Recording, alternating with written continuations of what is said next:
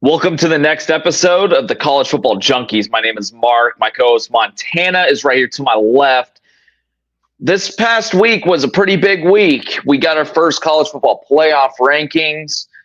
So things are starting to get a little bit more solidified as far as the playoff field goes. We'll talk a little bit more about the playoff field at this point as we get later on into the episode. But first, let's break down a couple or at least one game that happened recently. UCLA going up against Iowa. I thought Iowa was going to beat UCLA just based off the way they played against Wisconsin. I thought they would be able to handle UCLA at least a little better. That was not the case. UCLA comes out and plays a heck of a game. They held Johnson for Iowa to 49 rushing yards on 18 carries. UCLA is playing some pretty good defense. They've had one of the toughest schedules in the country of anybody, and now they're playing good ball. I think they're finding a way to adjust. What are your thoughts on UCLA, man? They could make a bowl game at the end of the year. And then what does it mean? What does this loss mean for Kirk Ferentz in Iowa? Well, for Iowa, it's terrible because Iowa, I'm not going to say they have a gauntlet remaining, but Iowa cannot afford to lose games. Obviously, Iowa is not in jeopardy of doing anything too crazy program-wise, missing a bowl game. They're going to be in a bowl. They're going to have a decent bowl game probably still and probably finish the season off with a pretty decent record. But UCLA, other than that win against Nebraska, have played awful football for the most part this season. Maybe I shouldn't say awful, but they have played underwhelming football the entirety of the season. And their underwhelming season began at the press conference with that coach and when he opened his mouth and they started, you knew that transition might not be that easy when our coach doesn't even really know what to say in their opening presser. We're from LA. Exactly. That's about all he could muster up. So not a great way to start when you're transferring to such a competitive, defensive, impactful conference. And they've shown it the whole season. These teams, USC, different team than UCLA. Both of them are those Cali teams. These teams that have came in, if you're not in Oregon, a lot of these teams that have came in have had a tough transition. The Washingtons have had a tougher transition. These Big Ten teams that are new Big Ten teams, other than Oregon, again, unless your name is Oregon, you're having a decently tough or at least an eye-opening transition. But this is a huge focal point for this team to build on, because now you're looking at a team that if they play their cards right, maybe they end up in a bowl game, and then it's not a failed season. It's not a season that went to waste if you can end up in at least that bowl game at the end of the season. That is a huge factor that you at least were able to accomplish the bare minimum. I will say the bare minimum, but still that is an accomplishment. And I think for them to be where they were at the beginning of the season and even until now, and to be where they're at now, it just proves that you can't count a team out during college football season, because they can come alive and they can figure it out and they can look like a better team, even if that's not until the last couple of weeks. And they've proven that. And when we look at UCLA, we see Washington, USC, Fresno State. Tell me they can't get 2 wins in that. If they play like they played against us and Iowa, I think I'm not going to say they're guaranteed to get 2 wins out of those 3 games, but Fresno State, they're losing to Hawaii by 1 point. UCLA can take care of business against Fresno State, and I truly believe they can take care of business against a USC that will hopefully be coming off of an L to Nebraska. So shout out to UCLA. This was a big game for them, and this was maybe a turning point for their Big Ten transition. But again, 2 big games in a row does not mean that they could go through 0-3 the final 3 games of the season as well. They definitely could. They're that team. They are not a good team. I'm not calling them a good team. They're just on a good streak, and they have some good momentum, and that goes a long way. So shout out to UCLA. I think they get a bowl bid. I think they go 2-1 in their last 3 games. Yeah, it's very possible. And just touching on, their schedule has been a gauntlet to start the year. Now they're kind of benefiting of the schedule kind of lightening up a bit. They're playing teams that are a little bit more in their weight class. So I think that's where you're seeing them take some advantage. And let me tell you, UCLA has still got some really good athletes on that team. Really good athletes. But man, as far as Iowa goes, they did not need that loss. It's kind of like the Nebraska situation last week. Nebraska came out, had one of the worst first halves that I have seen. Like, even the scoreless first half against Purdue, at least Nebraska put up yardage. Nebraska only had like 76 total yards of offense in the first half, and they still outgained UCLA and lost. But, yeah, I don't think this bodes well for Kirk Ferentz. They're still going to a bowl game, but let me tell you, you still got Nebraska at the end of your schedule. And let me pull up their schedule really quick. So yeah, they've got Maryland. They got to go to Maryland on the 23rd. So they've got a bye week next week, and then they play Nebraska. Going to Maryland is not going to be as easy as everybody thinks. And then obviously playing Nebraska, it's a rivalry game. That game is going to be close. How about those Huskers, fellas?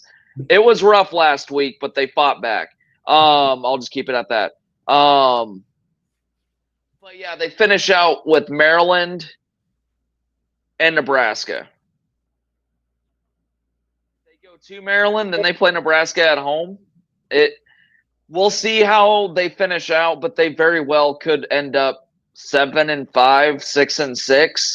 6-6. Especially with their quarterback situation.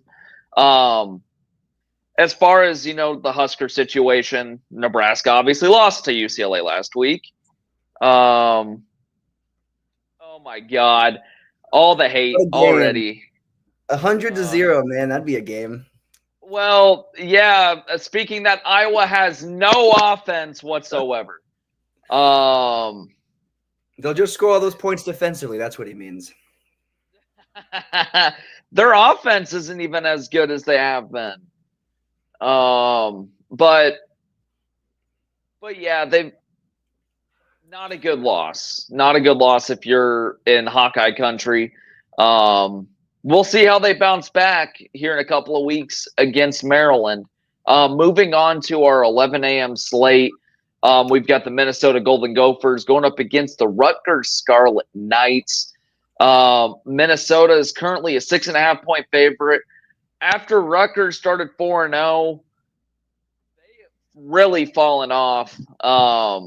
They looked really good going up to that Nebraska game, and then it seems like ever since that Nebraska game, they've really fallen off of a cliff. What are your thoughts, man? I think Minnesota takes care of business in a pretty good way against a pretty beat-up Rutgers squad. 100%. First of all, I want to say shout out to Minnesota for beating previously ranked Illinois. They lost their ranking after this loss to Minnesota. Minnesota had a really, really, really good game. And honestly, Minnesota sneakily is starting to look like one of the better Big Ten teams right now. Right now, I'm saying right now because early in the season, they didn't look awful, but they looked like just another typical Minnesota team that probably was going to be mid 10. That's what I like to call those teams in the mid 10. They look a little bit above the mid 10 right now. Rutgers, the beginning of the season, I feel like the Rutgers and the Rutgers I can't speak for you or anyone else. I had within the first 4 games, I had Indiana and the Rutgers at about the same level. I thought they were about the same level of team until Indiana kept that going and Rutgers just stayed right about here. So I thought the Rutgers, I'm not going to say they thought they were the real deal, but I thought they were a way better team than how they played. Post that Nebraska loss, they really fizzled out and kind of lost their momentum. Minnesota, on the other hand, is on that momentum train and coming off of a big win over Illinois and then also coming off of a big win previously against Maryland. And then before that, looking at that win against UCLA, they're on a streak. I believe they're on a 4-game win streak, possibly. They're on a 4-game win streak. They're on a roll. And how great would it be to pick up another one before you take on currently number 6, Penn State? So shout out to Minnesota. They look like the real deal. I watched a little bit of that game last weekend, and they looked really good. They looked really solid. They looked like one of the better Big Ten teams right now. So give me Minnesota beating the Rutgers decently handily. I am going to give the Rutgers two scores. I'm going to be generous because I do think they will be able to muster up 2 scores, but give me Minnesota winning 28-14. That's what I think the final score is going to come down to. What about you? What do you think, bro? What are your thoughts on this matchup? I've got a pretty similar score matchup. But I've been impressed with Minnesota at this point. That game last week against Illinois wasn't exactly as close as the score made it out to be. Illinois kind of scored late to, kind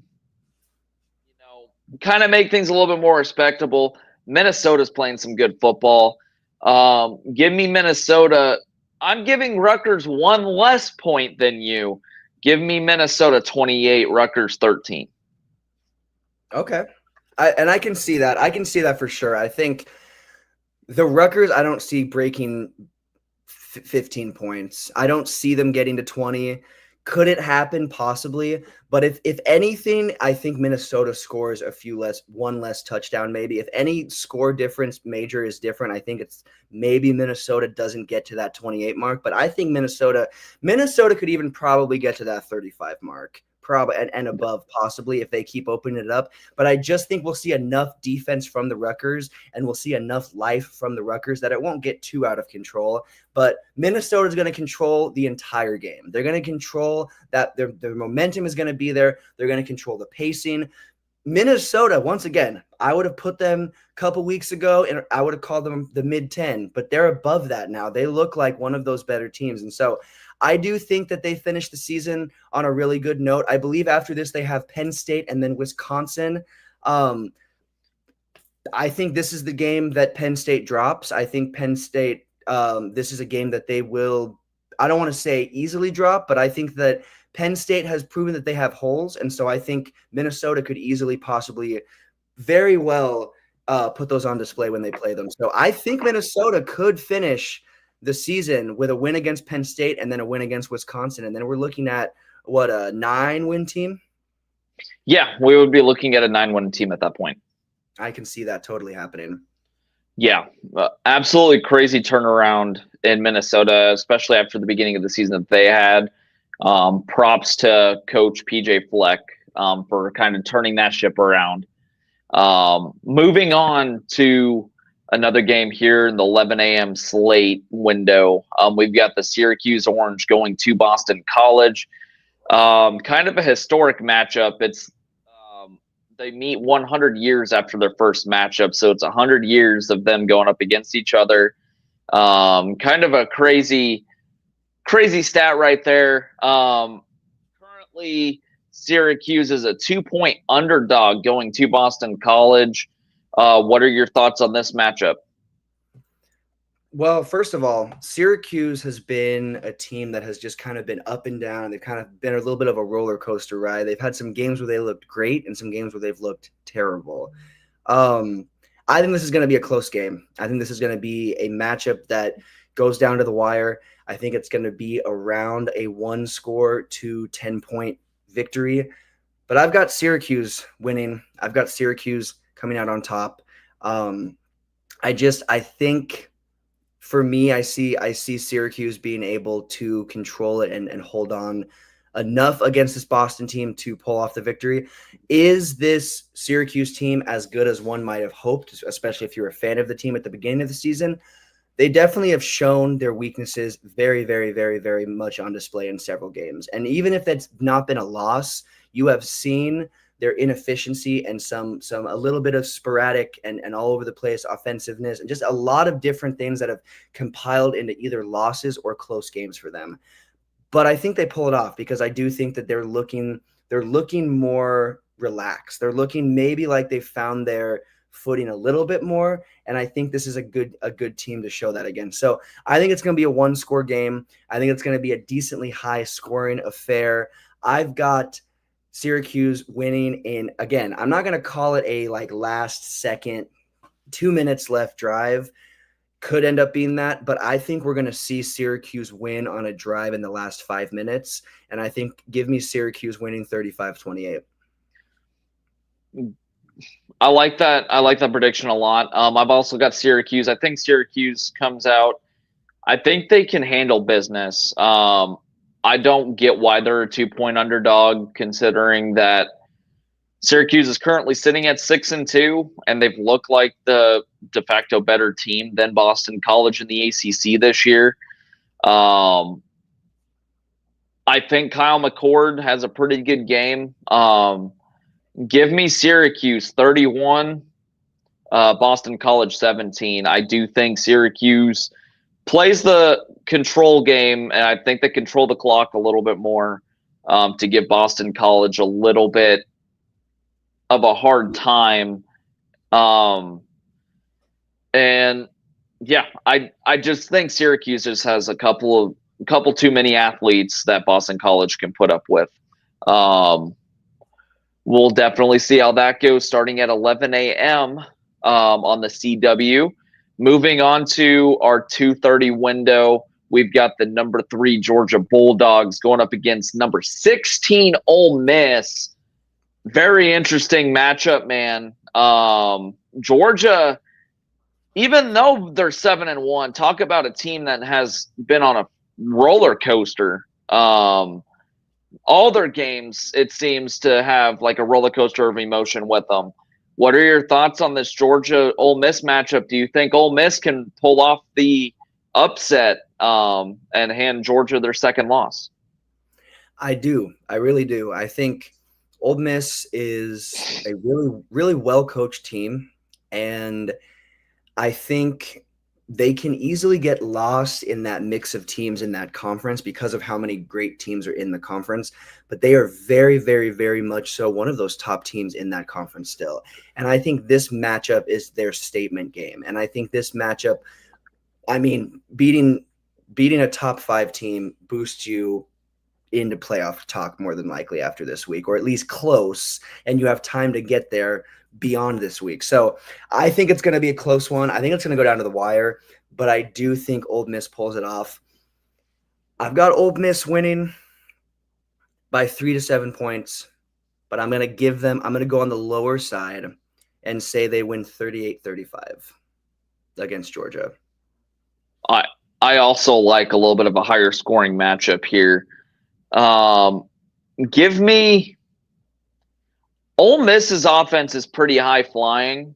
When everything is working, Jackson Dart has been insane at times this year. Give me Ole Miss winning 45-35. I think they pull out a 10-point win over Georgia.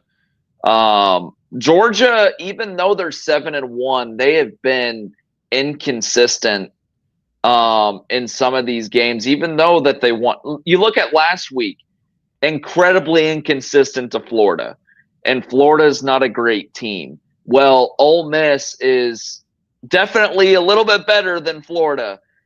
So Georgia's got to come ready to play. Otherwise, Ole Miss could really take them behind the woodshed today.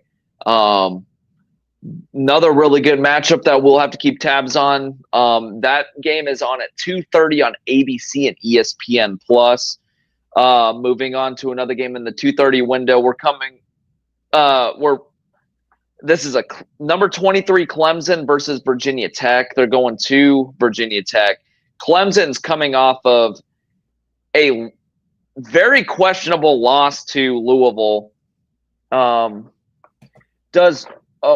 Before we move on, does Georgia still make the college football playoff with a loss?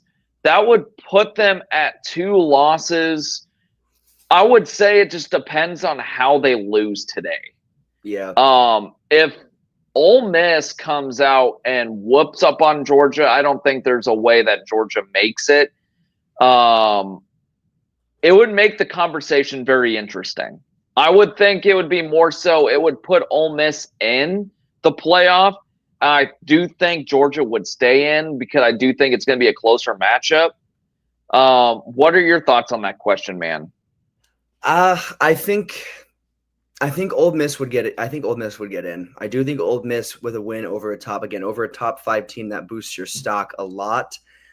What I will say though is I do think Georgia would also still have a chance. Alabama is still in that talk. I mean, there's a lot of teams that have dropped, even if it's just one, there's teams that have dropped some games that they shouldn't have dropped that are still in the talk. So I think that would be the same situation here. I think we'd see Ole Miss and Georgia possibly in the playoffs at the end of that when it's all said and done. Between those two teams, though, I would honestly say even with a win, there's a small chance that because I don't know Ole Miss's schedule beyond today. I meant to pull that up. I didn't do it.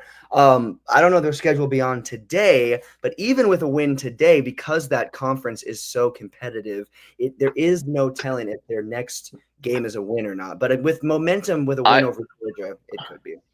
I've got their schedule right here. They play obviously Georgia today, then they go to Gainesville and play Florida, and then they play against Mississippi State. If they could pull this one off, they very well could end up 10-2. Yeah, no, they really, really could. I can see it. Honestly, that's a winnable.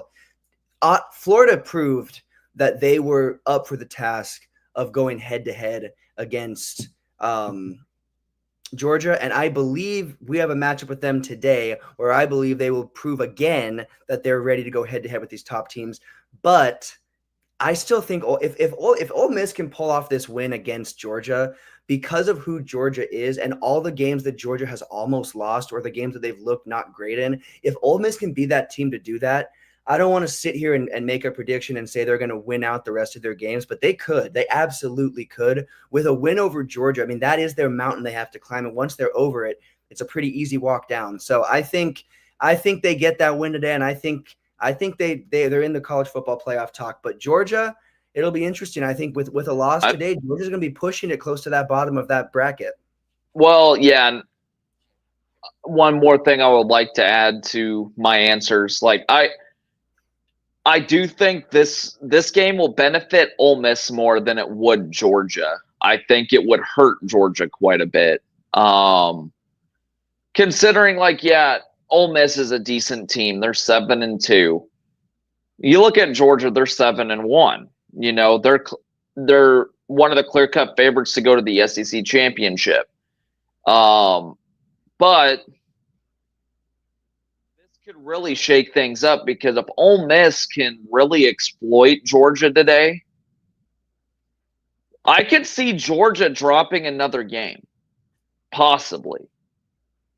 I don't think that's without question because Georgia has gotten plenty lucky. Like, they got to play Ole Miss today. Then they play versus number 7 Tennessee at home, which is a very difficult matchup.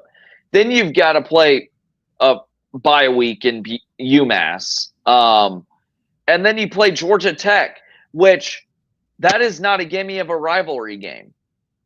Georgia Tech comes ready to play against Georgia almost every time. So you could easily drop a couple of these last 4 games, and you're taking yourself well out of college football playoff consideration. Heck, even your conference championship, which that's gone. If Georgia doesn't play for a conference championship, you might as well kiss their playoff hope goodbye. Without a doubt. And this is like their playoff. I mean, every game matters in any conference, but in this conference specifically, and now that we have this 12-person, this 12-team bracket, it really matters because there's a hell of a lot more teams than 12. I mean, there's 25 teams that show up in a ranked poll every week. And so there's so many teams that are separated by 1 loss, 2 losses, if even a loss. And so Georgia cannot afford to drop these games. And I mean, you said it best. You're playing for a playoff spot. You're playing for a conference championship spot. And Georgia has not looked like a team that is going to be able to maintain these comeback wins or these back and forth games the entire season. They have not had a lot of comfortable wins against these teams that they've played as of recent. So I'm with you, bro. I think it'll be interesting. I think Ole Miss is in and Georgia might be out. We'll see though. Yeah, we'll definitely have to wait and see. Being like I said, interesting matchup. I think Ole Miss is going to come out firing. We'll see how Georgia responds. But yeah, moving on to our next game in our 2:30 slate. It is number 23 Clemson Tigers going to Virginia Tech. That game's on 2:30 at ESPN. Clemson's coming off a very, very questionable loss to Louisville, and that game wasn't even as close as the score indicated. Where does Clemson go from here? Do you think Clemson comes out and bounces back against Virginia Tech? Virginia Tech is a very tough atmosphere. It is tough to go win in that stadium. But what do you think? Do you think Clemson still bounces back, or do you think Virginia Tech gives Clemson yet another loss? I think Virginia Tech gives Clemson another loss. I really do. I mean, you saw when your coach is we've seen so much trash thrown on the football field this season by fans. Texas. Now we've seen it with Clemson. I mean, we have seen, and this is a different reasoning, obviously, but it is not a good sign when your head coach is getting trash and stuff thrown at him for loss. I mean, it was a terror. That game against Louisville, I believe we called that game, and I believe we both called Louisville to win. I think I don't know. I know I called Louisville to win. I think you called it to be a close game. I think I called it to be a close game. I don't remember if I chose Louisville or not. Which is fair because when it's Clemson, I think they were 11 at that point, possibly, or 12 or 13. When you're looking at a Clemson team, you don't expect them to drop a game like that because Clemson is Clemson. At one time, Clemson was notably thought of as one of the best teams, if not the best team in college football. And so they're not that team anymore. They've proven that. They've had some decent games this season, but they are not a playoff team, obviously. They are a bowl team. I mean, that's, again, most teams, if you're not the Huskers who haven't had a bowl game for a while, a bowl game bid is not anything that special. Or if you're Hawaii, I can also say University of Hawaii, who haven't had a bowl game in I would say it's been less than Nebraska. Hawaii had a bowl game in 2020. But if you're not one of these teams that hasn't had a bowl game, that's just the base. A bowl game isn't anything crazy. Conference championship, now the playoffs. And so Clemson isn't that team. They've proven it. Virginia Tech their record isn't beautiful. It doesn't show a team that you would think would pull it off. But like you said, home atmosphere is everything. And Clemson is a battered, beaten up team coming off of a disappointing loss and on the brink of a game against number 23 Pittsburgh coming up next weekend. So this is a crucial must-win game. I think Clemson comes out and plays it like it's a crucial must-win game, but I still think Virginia Tech wins. I think it's going to be not a super high-scoring game. Honestly, I really don't think it's going to go too crazy up. I think Virginia Tech wins it. Give me 28-24, Virginia Tech. I have a similar score for Virginia Tech. I've got them winning 27-24. I've got Virginia Tech getting a last-second field goal to pull off the upset against Clemson, and it would really start the snowball, get the snowball rolling in Clemson if they lose, because then the question would go: is Dabo Swinney the guy we need in charge? They could still make the ACC championship. Here's the thing. They can still make the ACC championship. But I think it gets a lot tougher for them to stay in that position if they lose today. And then they got Pitt coming up. Pitt is not a slouch either. They're a good team this year. At all. No. So we'll have to wait and see how this game shakes out because this could play a lot into telling us how Clemson's season is going to go the remainder of the year. Moving on to 3 o'clock on Fox, we've got the number 20 Colorado Buffaloes going to Lubbock and playing Texas Tech. Colorado's a 4.5-point favorite. They're playing really good football. They're putting themselves in really good positioning to get themselves into the conference championship game. What are your thoughts? I honestly think Colorado goes into Lubbock and wins, just based on the football that they're playing. Although Texas Tech is also playing some good football as well. I saw them beat Iowa State last week on kind of a last-minute drive. But what are your thoughts, man? I think this is going to be a high-scoring game. I think this is going to, because Colorado obviously has some defensive stars. I mean, you got Travis Hunter, one of if not the best both sides of the ball player we've seen. I mean, the amount of snaps that dude plays is a video. It's like it's a video game. It's like dude is It's a video game. College football 25. That's all it is to him. Is he's just hitting the sticks. It's nothing more than that. And so they have talent, but as an entirety, their defense now. They've looked good the last couple games. They've looked nice. Ever since that Nebraska loss, they've looked nice. After that Nebraska loss, they really have looked better. They still have some of those holes and problems that we saw and exposed in that game, but it's manageable and they're able to score. I mean, their offense. Let's talk about their offense. I really, really like their offense, and that goes the same for Texas Tech. So I think this is going to be a high-scoring game. I've got Texas Tech winning by 1 touchdown on a either last drive or in the last 2 minutes, 2 to 3 minutes.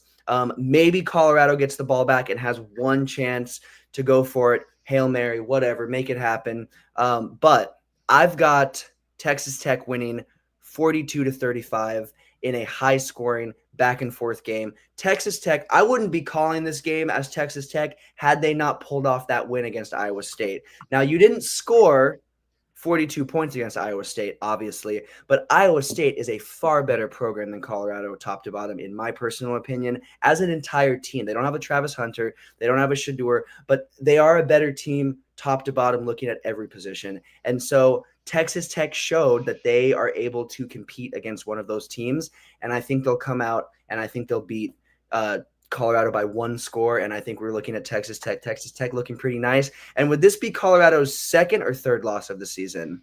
This would be their third second conference. Second, so yeah, so that's what I see. That's what I see going down. I've got Texas Tech winning by 1 score in a high scoring matchup. That very well could happen, but I'm going with Colorado here. I think Colorado has got a little bit too much firepower. You look at their receiving core; it's one of the top receiving cores in the country, and they've got a lot of speed. So does Texas Tech, but I think Colorado's got a little bit too much. Give me Colorado winning 48-31. I do think it's going to be a decently high-scoring game, but I do think Colorado pulls away and kind of solidifies themselves up top of the Big 12 conference at this point in the year. Like you were saying. Oh, no, sorry, finish. Sorry. Oh, like you were saying, Colorado's played some really good football ever since that Nebraska game 2 months ago. I think that Nebraska game was kind of the wake-up call that they needed. You've seen this Colorado team talk a lot less after that game. They don't do all the talking on social media that they were doing before. It definitely humbled them a little bit, and you're seeing that in their play now. So kind of happy that they've got things figured out in Boulder. And ever since Nebraska beat them, I'm hoping Colorado goes out and wins every game. So yeah. I want that win to look a lot better at the end of the year. So I do think they take care of business. What were you gonna say? No, so I was just going to ask, looking at the rest of their schedule, they've got Utah, Kansas, and Oklahoma State. Do you think, obviously getting this win against Texas Tech, do you think that they are do you think they're the favorites for that championship game? I think if they win today in Lubbock, I think it's honestly possible that this team finishes 10-2. I Absolutely. do think, they got to play Utah at home, which I think they could take care of Utah. They got to go to Kansas. Kansas is kind of beaten up. not as good as nowhere near as good as they have been. They're still pretty athletic. They've played a lot of close games this year. Leipold's still got a lot of good going down there. And then they got to play Oklahoma State. Oklahoma State's a very bad team this year. They're 0-6 in conference. I think they would easily be favored in the remaining 3 games if they beat Texas Tech today. Absolutely. I mean, the only game that I look at as a challenge for them, and again, upsets happen and losses happen and games that you don't expect happen, but the only game that I could see being that would maybe be Utah. Maybe I can see them losing to Utah, possibly. I don't see them losing to Kansas. I don't see them losing to Oklahoma State. And I don't see them, if they can pull off the win today, they more than likely have enough momentum to finish out the season. I really like your point about them being a lot more humble, and it seems obviously the social media and that's just college football in general. You see the social media in the locker room, you see all the edits, you see all the extra stuff. Colorado was kind of put under the microscope because they were doing all of that and then losing a bunch of games last season and like acting all flashy and then ended with a terrible record. That is not going to be them this season. And as much as I don't like Colorado as a Husker fan, it makes the Huskers look obviously way better if Colorado finishes, I'm thinking of the other rivalry right now. If Colorado finishes 10-2, that is a great look for us because we are one of those 2 losses. And also that is a great look for just the future of college football because whenever those historic teams that have been around forever start to get better and start to make their names known, it just makes college football more exciting. So shout out to Colorado, shout out to Coach Prime. I do appreciate that, like that change and that shift kind of in that team's entire vibe and their persona is just way different. So shout out to Prime because I do believe as flashy and whatever as he can be, I do think he is a really good coach for those boys. So shout out to Colorado. I'm just glad we don't have to play them a second time. Yeah, I would not like it if we had to play them at this point in the year. We got him at the right time. We got them at the right time for sure. We are also playing some of our best football of the year too. So it's true. Moving on to our 6:30 window, really good game. Oh, by the way, LSU is going to have a live tiger on the sideline, dude. Oh my God. So we've got number 11 Alabama going to Baton Rouge playing number 15 LSU. Take it away, man. What are your thoughts? I think this is where Alabama loses their playoff bid. I think this is the game where Alabama being a playoff team goes out the window. I could be absolutely incorrect, of course. I mean, I will say the predictions have gone decently well on this show so far. But Alabama LSU is always separated by just this much. Those teams are always, and it's a rivalry. Any rivalry game, you're going to go head to head and give it your all.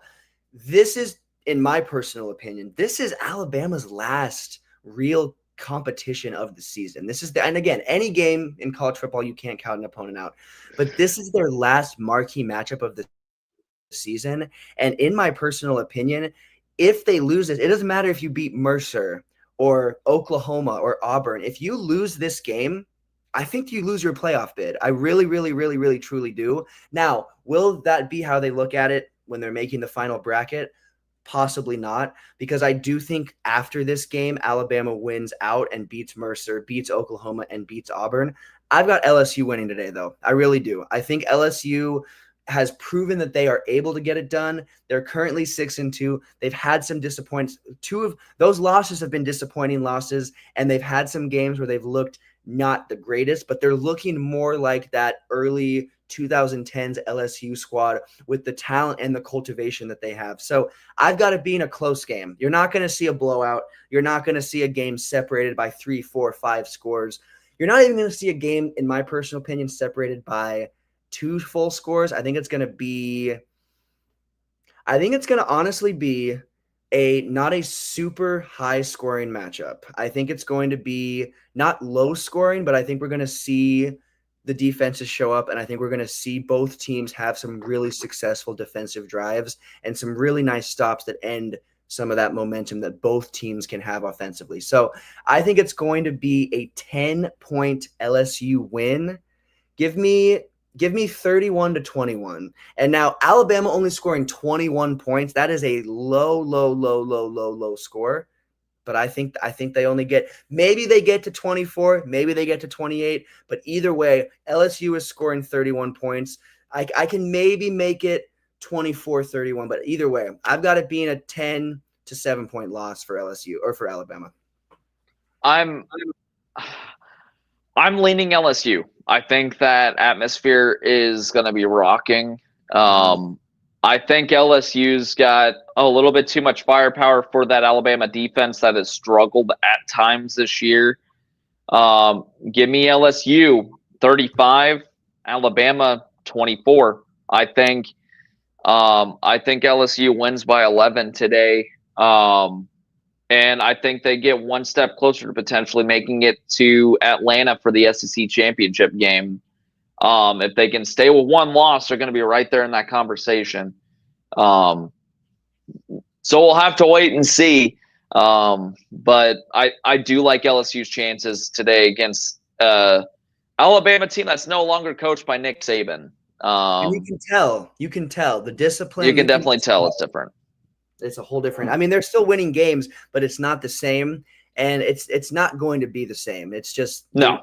He is a once in a lifetime type of coach. Just like we had Osborne. That's that type of, like, they're a step above a run of the mill college football coach. Oh yeah, for sure. Yeah, I do like LSU's chances today. Alabama, if they go to 6-3, they're obviously going to be well out of the college football playoff.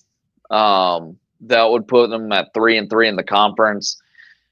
With 3 conference losses, I don't like their chances at getting in. So it's going to be a different feel in Tuscaloosa if this game goes south and they end up losing. I hope it does. Not just because Alabama is one of those teams that has been annoyingly dominant. It's more because I don't want to see them in the playoffs. I want to see a playoffs without – I would love to see a 12-team playoff that does not include Alabama for the first one. I'd love that. I would love that first one to be teams like a BYU, which we're going to talk about soon, and well, they might not make it in with a loss or two remaining. But teams like BYU, teams like or an Ole Miss, like we're talking about a team that's on a run. So I'd love to see teams like that in, and a team like Alabama out. Yeah, same. Yeah, it's going to be interesting, man. I don't get how LSU is the 15th ranked team and Alabama is number 11. I don't see them as the number 11 team in the country. I think LSU is more of that 11 team in the country. Agreed. But again, I guess we'll see that on the gridiron tonight. Hopefully LSU takes care of business and we're both right. Moving on, this is kind of like our upset special part of the show. Our first upset special, Florida Gators versus the Texas Longhorns. Longhorns have played some pretty good football, but they've kind of scuttled as of late. Against Georgia, they lost, and then they almost lost to Vanderbilt. Meanwhile, Florida gave Georgia all that they could handle. Ultimately lost by 14 points. What are your takes on this game? It's at 11 a.m. on ABC. Do you think Texas comes out and takes care of business? Or do you think Florida can maybe put a little scare into those Longhorn boys?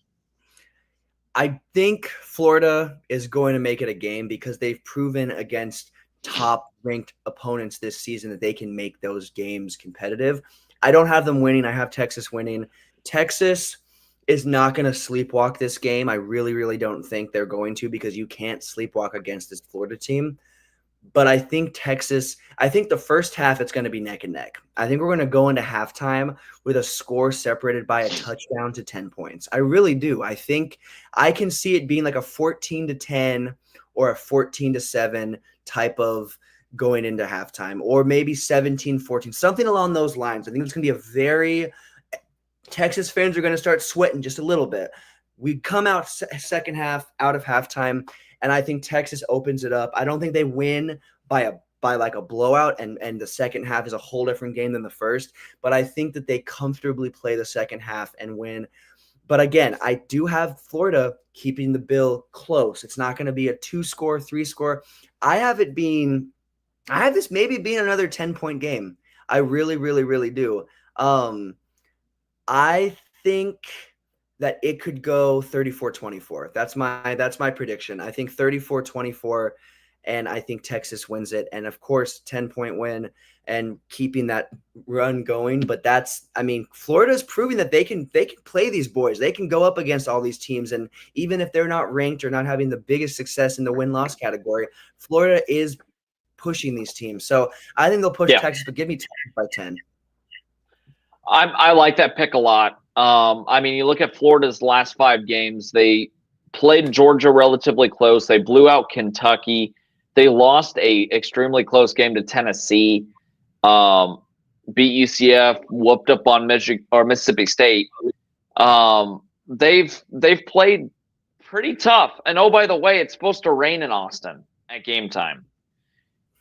Could add a little extra wrinkle in that game. I think Texas does win, but I think Florida covers. If I were to have a bet of the day, I would make this the bet of the day. Because Florida is a 22-point underdog. I think they cover that pretty comfortably. I've got Texas winning this one 35-24. I think they'll eke out an 11-point win. I don't think Texas will feel particularly good about it just based off of the standing that Florida is in right now. But hey, Florida's got athletes. They can make some plays against you too. So, I still do think Texas takes care of business, but I don't think they feel particularly good about it going out of this week. Moving on to our next game and kind of our upset special segment. We've got the Purdue Boilermakers going to Columbus. Ohio State is a 38-point favorite. I don't think Purdue does it. It would be kind of insane if they do. You might as well fire Ryan Day if Purdue pulls this one off. Ryan Day is not going to last past this week if Purdue beats Ohio State in a pretty heroic showing. By the way, ESPN FPI is only giving Purdue a 1% chance of victory. So there is a chance. There is a small chance. What are your thoughts on this Purdue-Ohio State matchup, man? Man, I don't know if I'd even give them a full 1% chance, maybe half a percentage. 42-10, Ohio State. I'm gonna keep it. Maybe not even 10. Maybe 42-7 or 42-3. Purdue. I can see, and I think Purdue scores it all in the first half. I think Purdue gets shut out in the second. I really, really do. Now, could it be the opposite, and they get shut out in the first, and then Ohio State kind of eases off and sends some second, third stringers in, and then Purdue gets a score or two? Maybe, but even their second string players. Purdue is what? Are they have they won 2 games? They're 1-7. They're terrible. Is that the worst record in the Big Ten? Yes, sir. Okay, see, come on now. So 42-10, but because they're only one, I'm gonna make it 42-7. Let's not get too crazy here. They're not gonna get that. They're not gonna get that field goal. 42-7. I've got Purdue winning this one 52-45. No, that's not happening. Give me Ohio State 59-3. Oh my God. Purdue is a little bit. I don't think that's going to change. Ohio State's got way too much firepower. I think Ohio State puts up a big number in the first half, and I think they keep it going. I think even Ohio State's second and third stringers are better than whatever Purdue is putting out on the field. So I think they'll score close to 60 points. They won't get quite to 60, but they'll get close. They're going to open very it up. close. Yeah, they'll open up a little bit. Moving on to our next matchup in our upset segment. Number 4, Miami going to Georgia Tech. Interesting game. Very, very sneaky pick. Georgia Tech is a 9.5-point underdog. What the hell? Give me Georgia Tech today, 28, Miami 24. I think Georgia Tech makes a couple of plays that helps give them the victory, and I don't like Miami, so give me Georgia Tech. Fair. I'm gonna have to go the opposite, just because I think Miami has, and I think we've talked about this maybe almost. They're good. They're good, but they will have games where they'll win, but they almost lose. I think that's what this is going to be. They have had so many games where they've won, but it's not a pretty game. And maybe Cam Ward has a good game. Maybe the offense puts up good numbers, but you see some huge holes in the defense, or you just see them have some major mishaps during the game and just keep it closer than it should be. I think that's how it goes today. I have Miami winning by a field goal, 31-28. I like that pick. That's all I can give them, because Georgia Tech, you can't sleep on Georgia Tech. Georgia Tech will show up. And second of all, again, Miami has had games where they haven't shown up, at least at the beginning, or just throughout the game, they haven't shown up entirely. So I think we'll see Georgia Tech push it. You look at that game against Duke last week. Man. Like, they almost gave that game up to Duke. They needed that third and fourth quarter performance to really pull away, to kind of feel somewhat good about it. But Duke, for a while, they were making a lot of plays, and they were giving Miami all that they could handle. Also, Cam Ward didn't look particularly great at certain points in that game too. So I like Georgia Tech in this spot. It's 11 a.m. Could be kind of sleepy. Yeah, that is true. Miami sleeps enough as it is when the games start. So exactly. This kind of has a feeling of the Georgia Tech Florida State game from a few years ago, when Florida State went to Georgia Tech as a top 10 team, and Georgia Tech blocked the field goal attempt and returned it all the way for a touchdown to win, which was absolutely crazy. I don't think it's going to be as low scoring as that. I think that game was like a 16-14 type game. It was kind of weird. I do think Georgia Tech comes out and plays some good football, and I do think they pull off the upset today. Moving on to, I could definitely see it. Moving on to our another potential upset pick, got Michigan going to Indiana. Michigan's obviously not the national championship caliber team that they've been the last couple of years. And then you got the Indiana Hoosiers, who are number 8, 9-0 in the conference. Gonna be interesting, man. Michigan doesn't exactly have a quarterback that'll throw it downfield, but they can run the ball. And, oh, by the way, their defense is still pretty decent. What do you think? Do you think Michigan makes enough plays to maybe pull off this upset?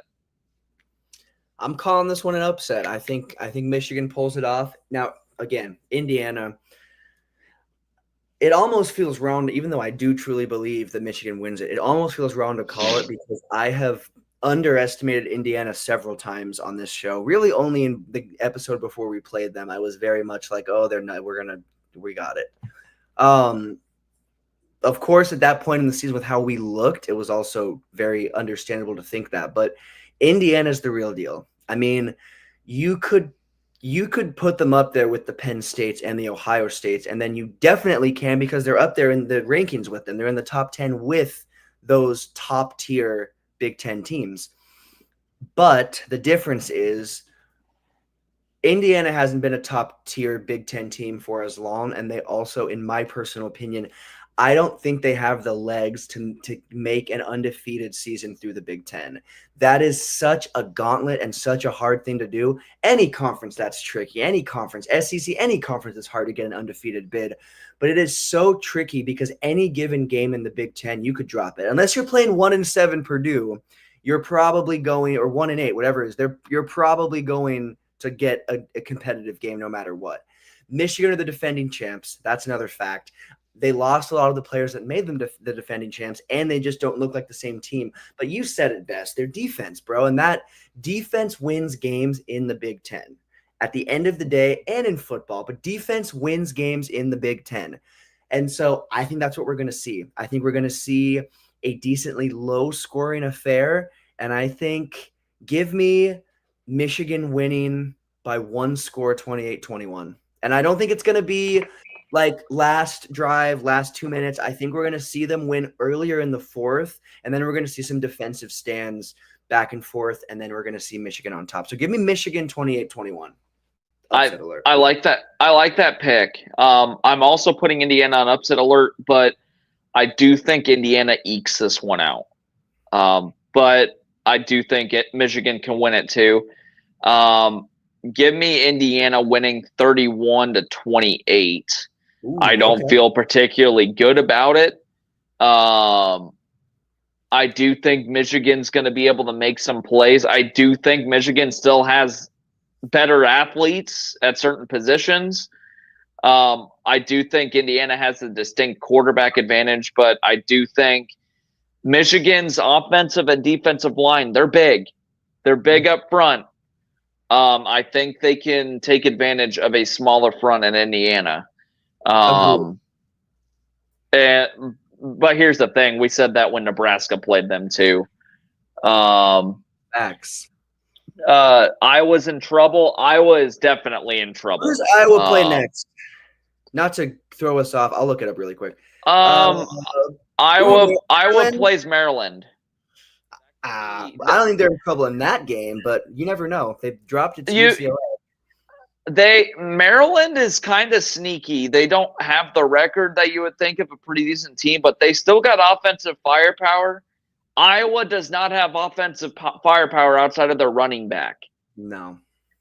So if you can hold their running back, chances are they're back down to their fifth string QB. Oh, yeah. That's not a very good place to be at, I'm not gonna lie. They are in trouble. Kirk Ferentz is in trouble. They could pull the W off against Maryland still, I think, with that being the case. Nebraska, though, no. That's going to be a tough game. I think it's going to be a tough game for both sides. I think we'll talk about it Thanksgiving week just before that game kicks off. But that game's going to be a low-scoring, classic Nebraska-Iowa game. It's going to be ugly. And it has the makings of like a 13-10 type game. I don't think it goes above 21 points. No, I really think we stay above 20 in that game. Yeah, it's Big Ten defensive matchup in that one. I'm pretty sure. But in the meantime, Iowa could drop that game to Maryland. Coming off of a loss, people don't understand that even when you go up against a team that's below your caliber, when you come off of a loss that you didn't expect, your momentum is completely out the window. And when you're shell shocked. Exactly. Perfect word.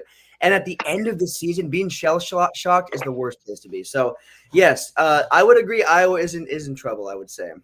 Yeah. And that's okay. We're okay with that over here.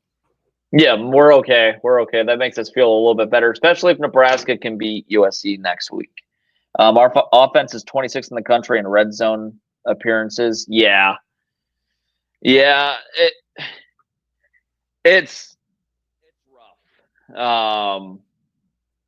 They make it into the red zone a lot, but they don't 112th score a lot. Efficiency, that's crazy. Well, that's kind of like Nebraska is very similar. Nebraska moves the ball on anybody, but we can't get points. I think Nebraska is ranked in the 120s. Let's go. And you fan here, let's go, dude. Of every person that's commented on our show so far, the only one that's gave us good Husker comments. We've usually gotten trolls about the Huskers, so this is a good mix. This is a good little switch up. But yeah, no, Iowa, very similar. I think we're looking at two very similar teams matching up on Black Friday. Yeah, it's going to be very similar, and it's going to be a very tight matchup. Hopefully not. Hopefully Nebraska can figure some things out on offense, and they can kind of pull away. I do think Nebraska's got better athletes on the edge. Maybe Holgorsen, hiring Holgorsen into the offensive staff will actually open things up for the offense a little bit. Maybe he can design a couple of plays to get people open and help Raiola out. I honestly think Dana Holgorsen, I am willing to take it to the bank. He will be Nebraska's offensive coordinator next year. I think Matt Rule has already told Satterfield's like, hey, you've got these next 3 games, and then we're going in this direction. They wouldn't have hired Dana Holgorsen if they didn't think. Season, there's no way they would have hired it. It's a transitional hiring. The writing is on the wall. And everybody, in Omaha, as far as, radio talk shows like 1620 The Zone, which is the radio station I listen to all the time for my sports talk, they're talking about this Dana Holgorsen hiring. And they're saying the same exact thing, where they would not have hired him had they not have thought that he would be the OC next year.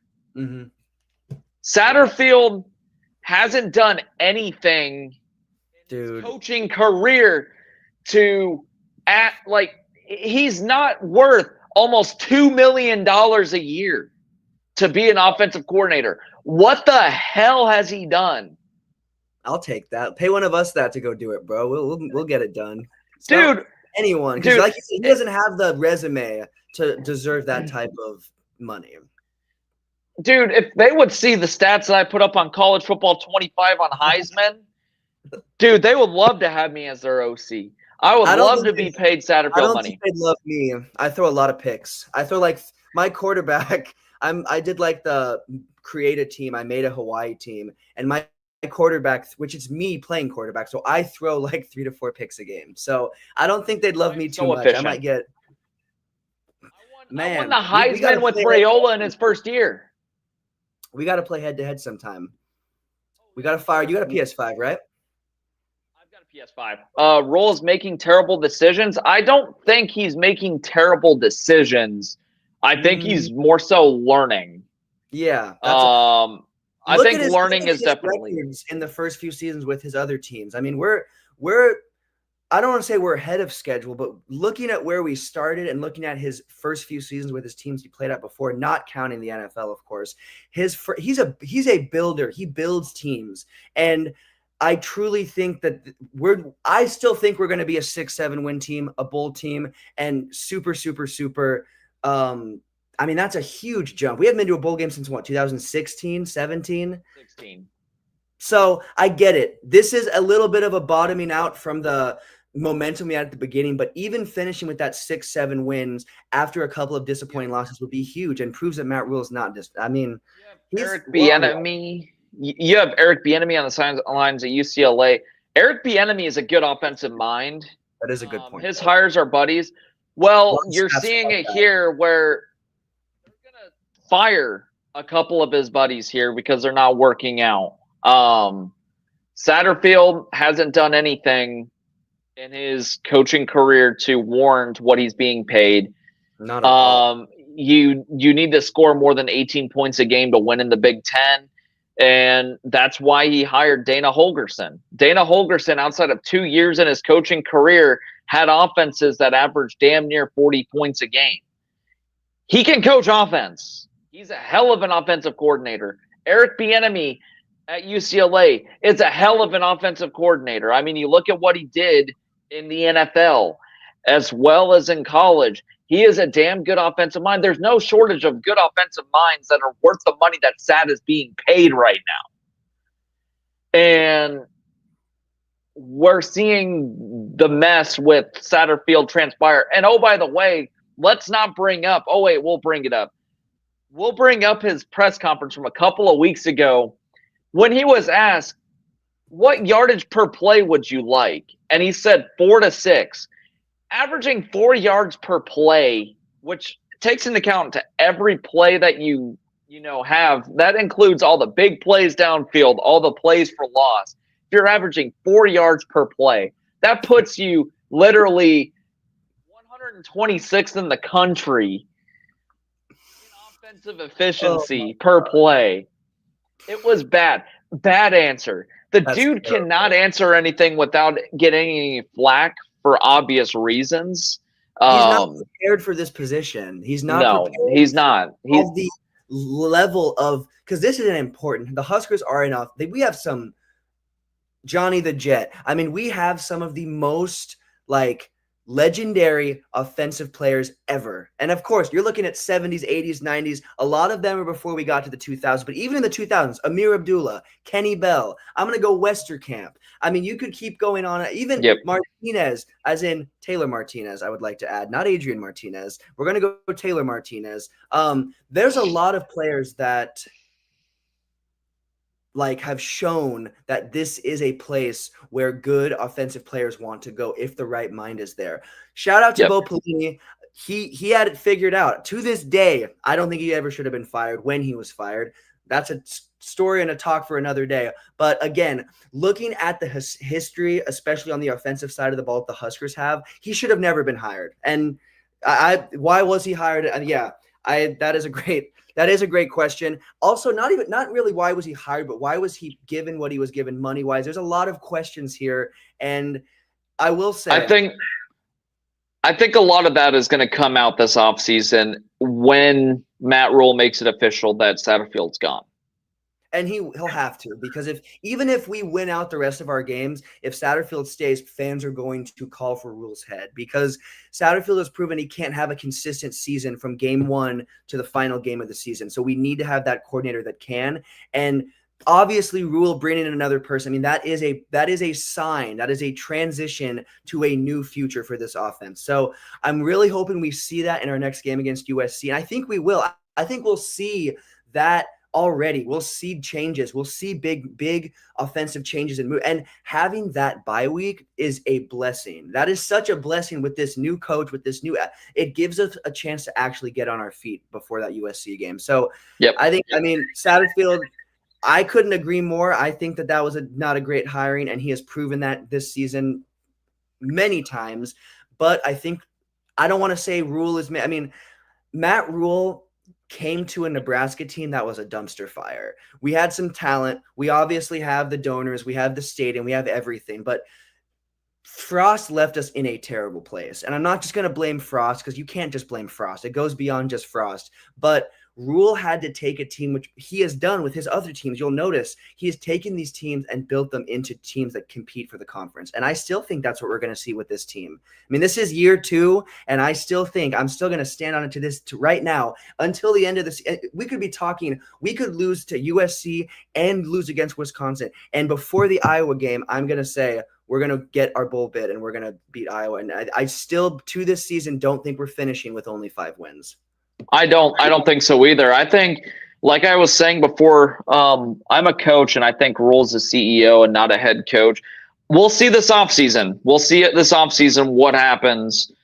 Good point. I really appreciate your comments, by the way. Love a little Husker back and forth. We miss that because, again, we've had a lot of Husker I think we'll see this offseason how things shake out. Because I think, you watch some of Coach Rule's pressers and stuff like that, and you've kind of heard a change in tone. You're going from, him preaching to Sims assessment, but you look at his conferences, you've seen a change in tone the last few weeks of this guy that preaches at the podium to going to what can we do to fix this? And he's literally playing all of his cards right now. And he didn't have to go out and hire a couple of his buddies to the staff to figure things out or help him figure things out. He didn't have to. He could have just kept this thing going. But the fact that he hired these two people shows that he's going from more of that CEO road to now he's truly becoming a head coach. Like he's growing a little bit. I do trust in I do trust in Rule. I do.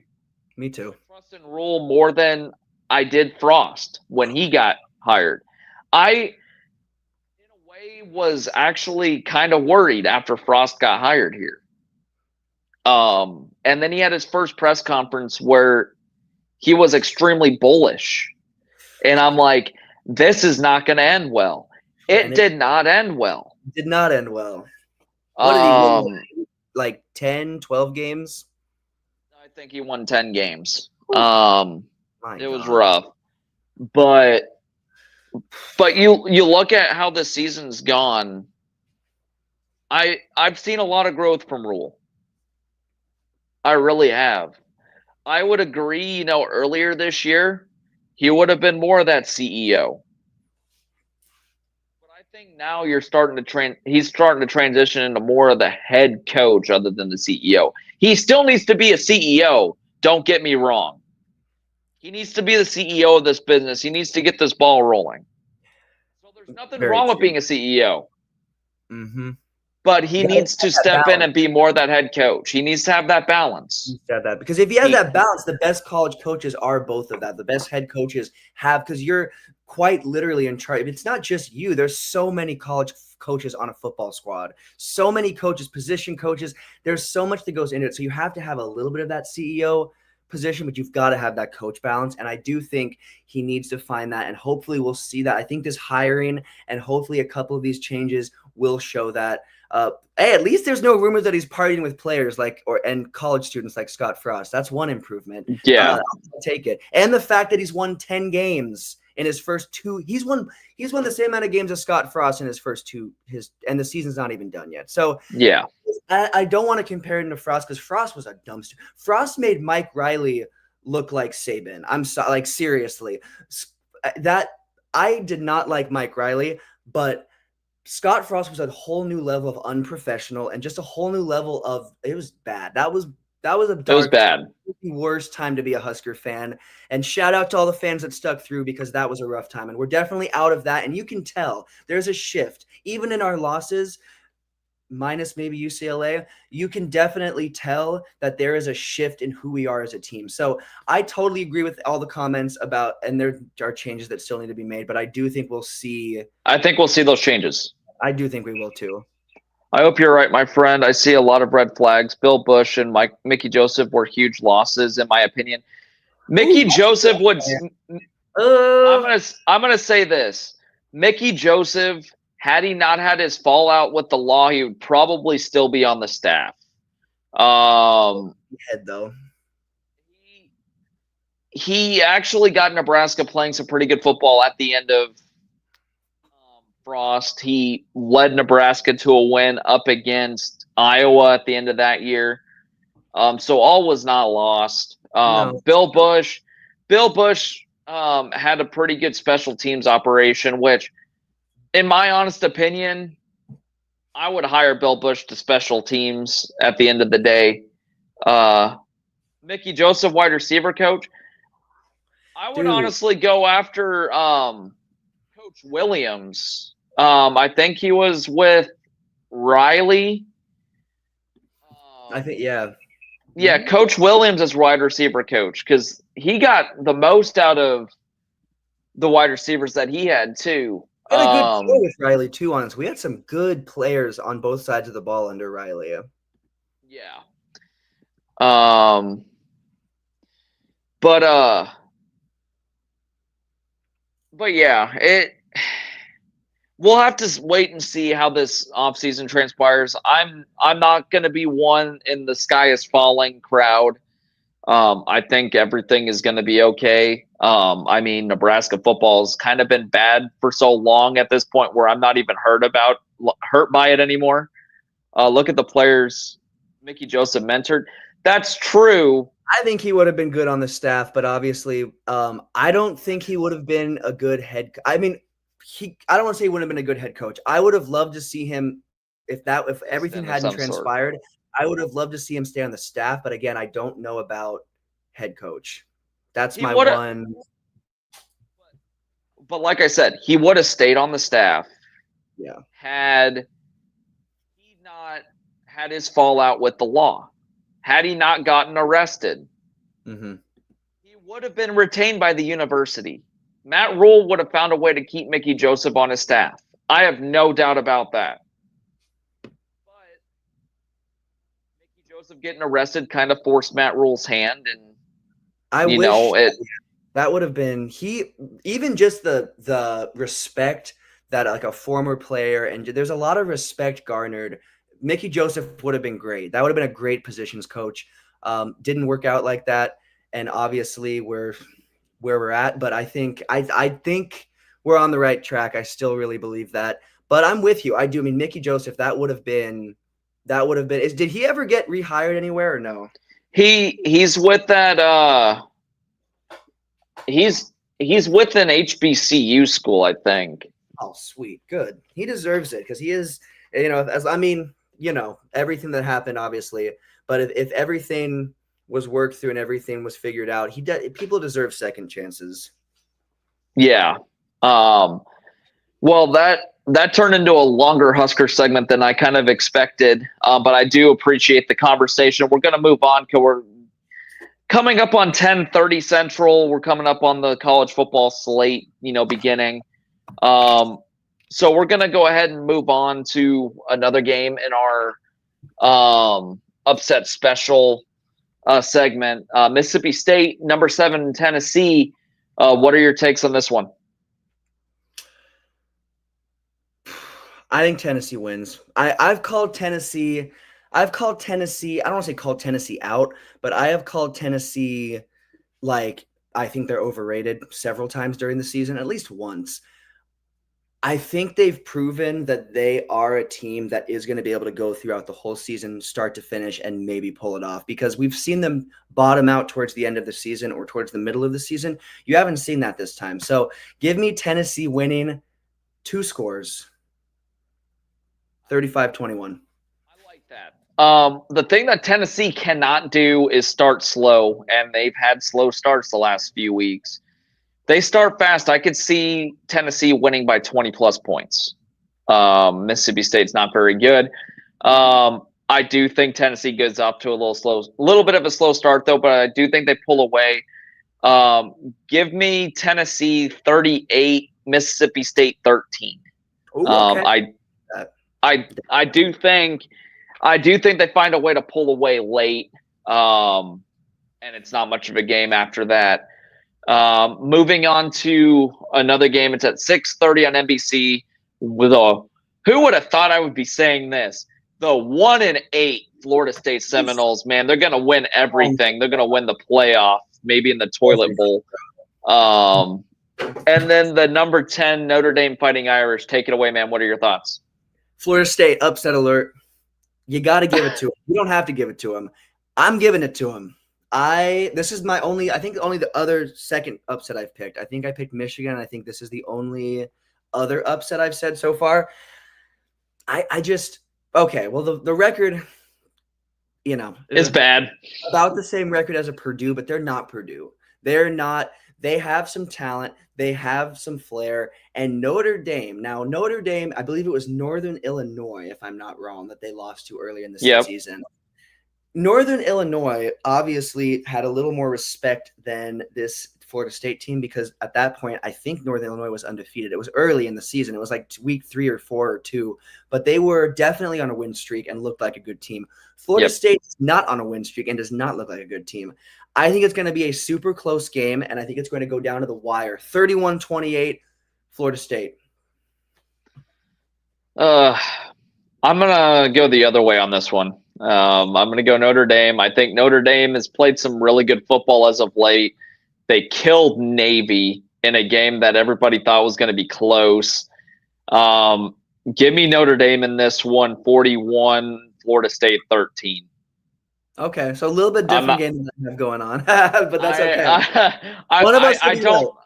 I don't think it's going to be very close for very long. I think Notre Dame, just the fact that they're playing some really good football as of late, ever since that Northern Illinois game, I feel a lot better than a lot better with Notre Dame than I do with Florida State. Just looking at their recent results. I mean, North Carolina last week beat Florida State 35-11. There's no way that I'd feel good about Florida State going into this one, but you never know. It's college football, so things happen. Moving on to our next game in our kind of upset special. I don't think there's going to be much of an upset special in this one. It's the Maryland Terrapins going to Eugene to play the Maryland or Oregon Ducks, excuse me. I think Oregon takes care of business, man. Take it away. Yeah, they win by 50. We'll leave it at this: 50+ point win for Oregon. I'm gonna leave it at that. I don't know if it's gonna be quite that big. 40+ point win. 40+ I could see that. I don't think maybe they don't get to 50, but I would give them at least. I would give them honestly maybe like 42-21 or 42-17. 42-17.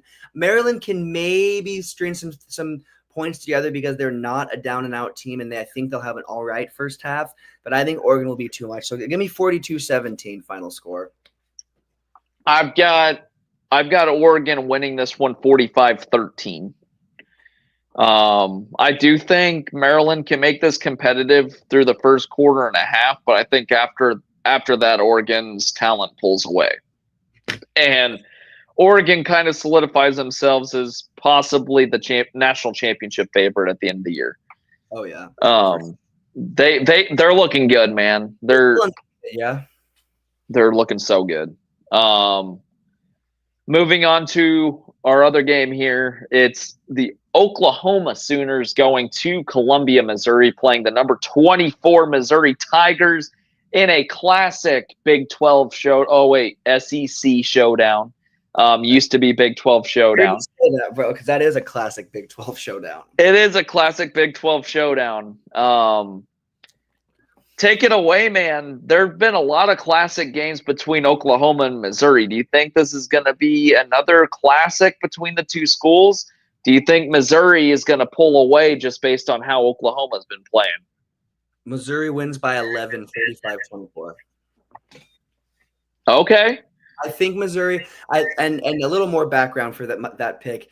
I think it's going to be a very close first half. I think we're going to see they're going to either go into halftime tied, or we're going to see Oklahoma with a small comeback that they need to mount, whether that's a 10-point or I think maybe they'll be down by the most at 10 points at halftime.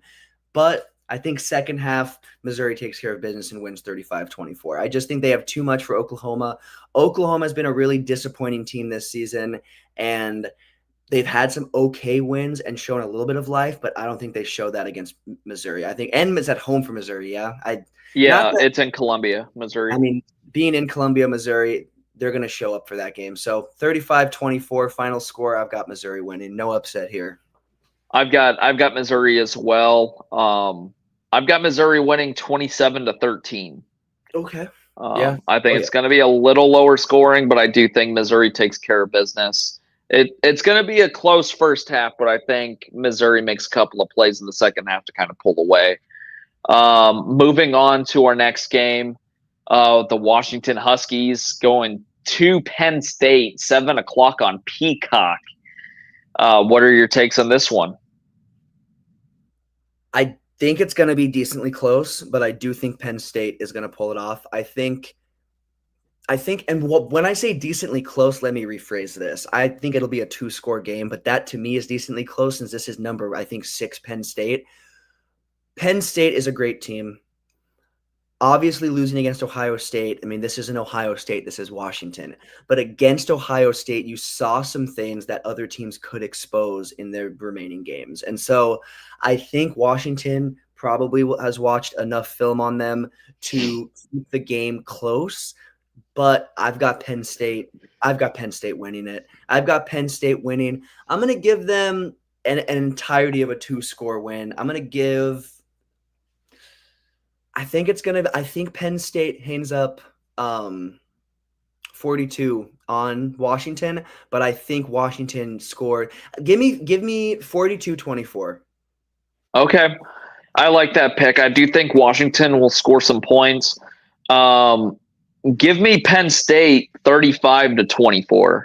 I think it's going to be a little bit closer. I think it's going to be an 11-point win. I do think this Penn State crowd's going to be juiced up. It's a night game. Might be a whiteout crowd type of night. Who knows? We'll see. But I think it's going to be juiced. I think the players will feed off the energy, and I think Penn State has just too many athletes for Washington to contend with at the end of the night. Moving on, Nevada going to Boise, Idaho to play Boise State. That game kicks off at 7 p.m. on Fox. Let's make this one quick. I think Boise State wins 42-14. I don't think Nevada keeps it close. Give me 35-10. Yeah, I don't think that one was going to be close at all. No. Nope. Some of these are they're easy. That doesn't take too long to figure it out. Now, this one's going to be the toughest one of the day by far. I know the exact one you're talking about. It is the holy war between number 9 BYU and Utah, kicking off at 9:15 tonight. These games are always historically close. Take it away, man. Tell me your thoughts on this one. So BYU, I believe, they're either number 8 or number 9 currently. Number 9. They have played. Now, their schedule hasn't been the toughest at certain points, but they have proven time and time again that they are that team. And there's been some games that I believe was Oklahoma State. I mean, they've been pushed to the wire in some games, and they've still proven that they can come out on top. That's not going to happen today. It's at Utah. And even without that home field advantage, I think Utah shows up and shows out. And I think Utah wins give me a 24-28 Utah win. I like that pick a lot. I'm also going Utah. I think that Utah crowd is going to be rocking. They're going to come out and show out for this game. I think this game is actually sold out, if I'm not mistaken. So this stadium is going to be rocking in Provo, Utah. Yeah, give me Utah 27-20 or 28-27. I think it's going to be a narrow 1-point victory. Man, down to the wire. I think it's going to go right down to the wire. It's going to be a good one late tonight. And I'm actually kind of looking forward to watching that one. There's quite a bit of good college football on today. And I can't wait. Why don't you take us into our next segment, man? Yeah, bro, absolutely. So, first of all, we are finally, and I say finally because for me, I'm just glad to be here, honestly. We are finally getting to playoff time, and that is possibly what I'm the most excited for of this season.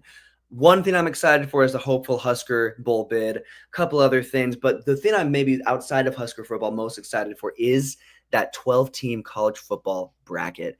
They've released the first official bracket. I think we touched on it last week about how we were expecting them to release it this week, and they did.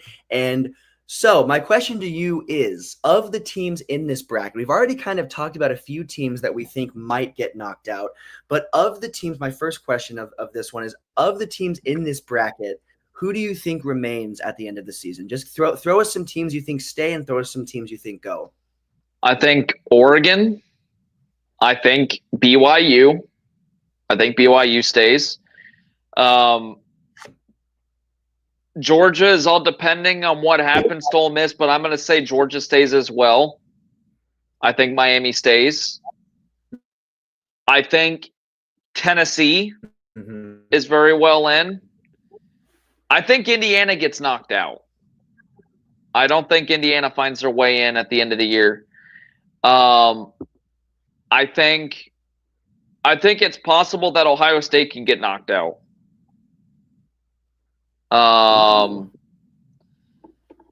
And I don't feel particularly good about saying that, but I do think Ohio State, their inconsistencies have shown out the last couple of weeks. I do think they can find a way to get knocked out. I think Boise State stays. I'm going to say Penn State stays. And barring an epic collapse in a loss, I think Notre Dame stays. I think Texas is in. I think Alabama's out. Yeah, I'm with you on that. I don't think Alabama's going to stay in. What are your takes? We share a lot of the same ones. I will say I'm with you. I don't think Indiana stays. Tennessee is in. Oregon is in. I really think both teams will stay in. BYU, I think will end up in. I do think they will end up with one of those last spots possibly. Obviously, their stock is pretty high right now, but it would go down a little bit to a loss against Utah, but I don't think it'd go down enough to knock them out. I do think they'd still be in that. So I think BYU stays. I think Ohio State does stay. Can I see what you said with them possibly getting knocked out? I can see it because especially because it's just the Big Ten. It's the Big Ten and there's so much football left. Boise State stays. Georgia, I do think stays. Penn State, I think stays. Notre Dame, I think is out. Now, on the flip side, if they don't get that epic loss today, then I think they do remain and keep their standing. Looking at the rest of their season, it doesn't look like they'll pick up a loss that easy. I do think they can retain it. But today, I think they could pick up that loss, that big upset. But if they don't lose today, I think they're in. But I'm going to say out because of my prediction with their game. And then Texas is in, Alabama is out, and I think Miami is in. So only a couple of teams honestly look like they're going to be on the outside looking in that are in right now. Now on the other side, looking if the college football playoffs started today, what are your takes on what the first and second matchup would be of these playoffs, of that first round and that second? So Indiana first. If that's the game, who do you think play? And we don't have to go score. We can just go who you think's going to win it. I think that would be a really good game. If this held out just based on the way Indiana's offense is playing, and then Tennessee does get off to slow starts, Bloomington would be rocking for this game. This would be at Indiana. I would give Indiana the slight edge over Tennessee. Yeah, I would too. I would too for the exact same reasons you said. But then I will say whoever goes up against Oregon is out. I would say again. I think that round Oregon wins it. Looking at Ohio State, Boise State. I mean, I think this could be a closer game than people think, but I think Ohio State would win it in the end. I think Ohio State would pull off a 1-2 score win in the fourth. I think they would win it, and maybe they would pull that away sooner. I just think Boise State, if everyone's healthy, can retain that spot and retain that competitiveness for at least 2 to 3 quarters. But again, Ohio State could come in and just smoke them because Boise State is no Ohio State. That is for sure. I like parity. Give me Boise State in that matchup. Let's go. I was hoping you'd say that. I was too scared to say it. I was hoping one of us would be brave enough to call it. Boise State is a team that, if everyone is healthy, I think the momentum that they could continue to build from the rest of this season could go into playoffs. BYU, Boise State would be an interesting game. That would be, I think BYU, Ohio State, I think we can both agree Ohio State, if they have that momentum win against Boise State, they'd probably dog walk or at least have an easier win against BYU. Maybe not, though. That's possibly not true. But Boise State, BYU, I've got Boise State winning. I've got Boise State winning that game, honestly. Yeah, if that matchup happened, I would pick Boise State. I like how Boise State sets up. I think their offense has really come around. It's gone from the Ashton Gianti show to their quarterback is throwing for a lot of yards and touchdowns too. They're pretty prolific on offense. So yeah, I think that would be quite the insane matchup. Oh yeah, no, and by that point, I think that quarterback would be even more pushed for that performance. So that'd be a good one. Penn State, Notre Dame. Again, I've got Notre Dame not even being in it possibly, but even if they are, I think Penn State wins. I think it'd be a closer game possibly, but I think Penn State wins. I think Penn State wins by a score if that matchup holds. Yeah. Georgia, Penn State. Man, that would be a game. Matchups of this round, potential round. I'm going to give it to Penn State because of Georgia and the holes that we've seen, and especially if Georgia loses today, or if Georgia just picks up a loss, I still think they'll be in the playoffs, but I think it'll flip flop. And I think Georgia, regardless, I don't think Georgia makes it past the second round. I really don't. That's my prediction, is they don't make it past it. Whether they have to be in the first or they're just waiting in the second, I think they get bounced in the second round. Yeah, I agree. And then Texas, Alabama, again. Alabama, we both hope and accurately think will be knocked out. But if they aren't, I'm going to give it to Texas. I think Texas has proven they're a much more polished team than Alabama, and they've continued that throughout the season. What about you in that matchup? Who do you think would pull it off? Texas, Alabama? I think Texas. I think they're more disciplined. I think the more disciplined team wins more often than not. Yeah, give me Texas by a few scores. I think they win it anywhere between 14 to 20 points. I agree. And you just said it perfectly. That team going up against a Miami team that sleepwalks and is sometimes not super consistent, I think Texas would win. I like Texas. I like Texas. I think we're looking at a potential Texas versus Penn State semi, and then I think we're maybe looking at an Oregon versus Boise State semi. Let's see it. That would be crazy. I'm all for parity, dude. I think if there's a team right now on this list that I think would be the parity team, I think it's Boise State. I really, really do. That's kind of the team that I think, but there's so much football. This list could look completely different, and it probably will look completely different when it's actually set in stone. So we'll see next week. Well, next week we'll do at least a quick little check-in each week before the end of the season, just because I think it will change. Unless it doesn't change, then we might not, but I think it will be in for a change each week, possibly. That wraps up our bracket look at our last segment of today. I know we've got people that are ready to get to those 11 a.m. games, but before we can let you guys go, we've got one more segment. Today we are doing our top 5, and once again, when we're live, when we're not live, anytime you can hit me up on TikTok, you can hit us up on Facebook, you can hit us up on any social media platform, and we'll start plugging them so people can make their way to them. But if there's a top 5 or even just an extra different segment you want to see us do, we will always take that into account and look into that. So our top 5 today is the top 5 current defensive players in college football.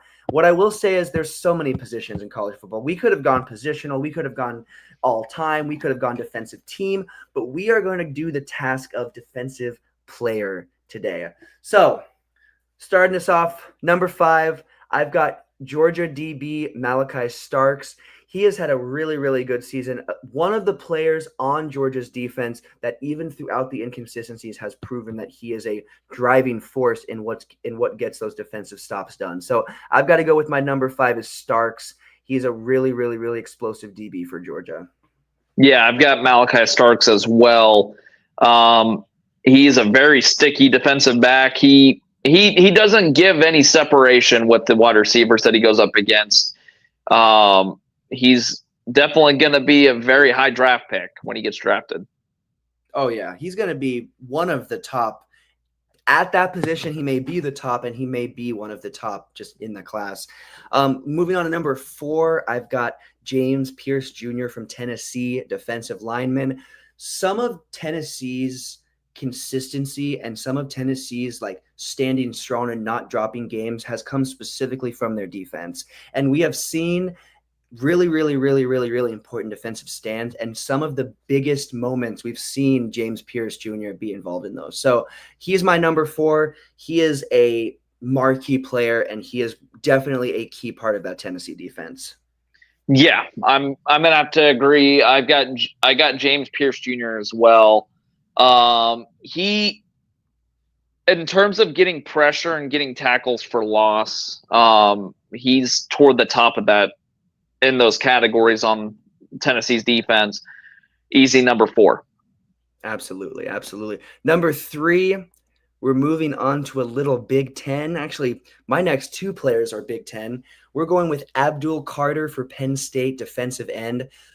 Other than that Ohio State game, that Penn State defense, and they didn't look terrible in that Ohio State game. We just saw some holes, and we saw a little bit of. I mean, again, that wasn't like Ohio State didn't hang up 40 points. It wasn't a 2-score, but we just saw a little bit of breakage, a little bit of weak points. But some place where you are not going to find a weak point on this defense is Abdul Carter. He is a defensive end that makes his presence known on every single play. So he's my number 3 easily. And again, there are so many players. This is not the easiest list to compile because there's so much talent in college football now.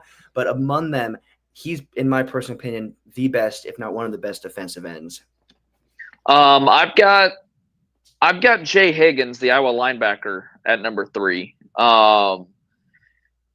The way he's able to get in the backfield, get tackles for loss, and he can also cover wide receivers too. He's a solid linebacker, and I mean, Iowa's had the history of producing some really good linebackers as of late. So he's definitely no exception to that. He's really good. Absolutely. No, without a doubt. We're getting to the best of the best. Well, you already said my number 2. I've got Jay Higgins at number 2. You said it earlier that the offense in Iowa is pretty, I mean, it exists, but it's not super productive. The defense has been what has boosted them and bolstered them despite that last loss. And Jay Higgins is that player. He's kind of that defensive anchor for them. He's one of those players that I believe he's a senior. And I mean, he's been with that team and they know him, he knows them. And I really think that he would be my number 1 if my number 1 did not play college football right now, possibly. So moving on, who do you got at number 1? I think we might have the same guy possibly, because how could you not have this guy? Well, here first, my number 2 is Abdul Carter, Penn State. I skipped number. My bad. I didn't even realize I did that. For obvious reasons, Abdul Carter is kind of the anchor of that Penn State defense. But moving to number 1, I've got Travis Hunter. He's quite possibly the best two-way player that has ever played the game. And he's healthy, and he's having his best year yet this year. So Travis Hunter is easily number 1. I mean, again, you couldn't have said it any better. I got so excited about us having the same pick that I skipped your number 2. And so I'm not even going to add too much to that. All I'm going to add is you said it best when you said he's one of, if not the best two-way player of all time. And so shout out to Travis Hunter. He's going to be one of the top draft picks. And I mean, both him and Shedeur are going to go in the top 10, I'd guess. Yeah, I 100% agree. Well, that does it for our top 5 list of defensive players this year. If you guys have any recommendations for any top 5 lists or whatever you guys want us to do, feel free, hit us up in the comments, hit us up on Facebook, hit us up on all of our social media, and we'll get to as many of those as possible. Do you have any closing thoughts?